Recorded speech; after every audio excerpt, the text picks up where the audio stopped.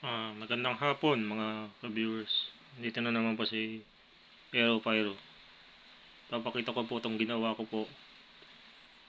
Ito ay ginawa ko na po talaga na sure ball po. Pulido po ito sa ginawa ko po. Ayan po siya.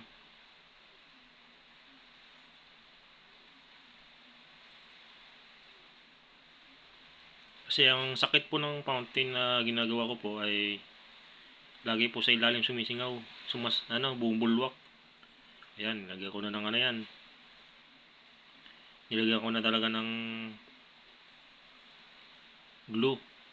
Stick glue. Glue gun. Ginilugan ko na yan. 3 karton yan. 3 tapal yan. Unang tapal muna karton. Pangalawa, tapal, tapos glue gun. Pangatlo, tapal, glue gun. Yan. Ewan ko lang kung ano pa yan. Tapos to, dagdagan ko pa to ng paper tape para talaga sigurado.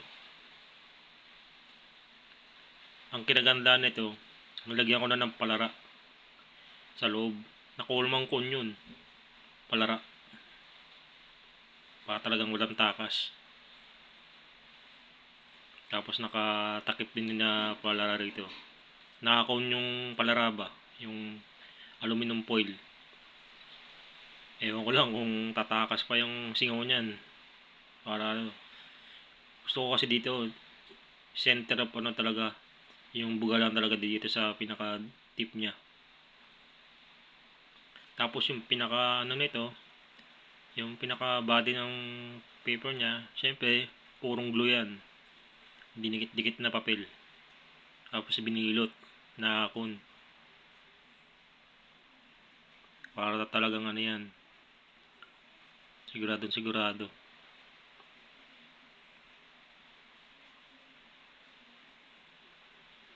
I-testing natin to pagkatapos ng bagyo. Kasi may bagyo ngayon. Sa amin dito sa Cavite. Malabo. Dito sa Cavite talagang medyo dadaan ng konti yung bagyo. Pero panorte daw ang bagyo. Pagtapos ng bagyo, itetesting ko to. Hanggang dito na lang mga ka-viewers.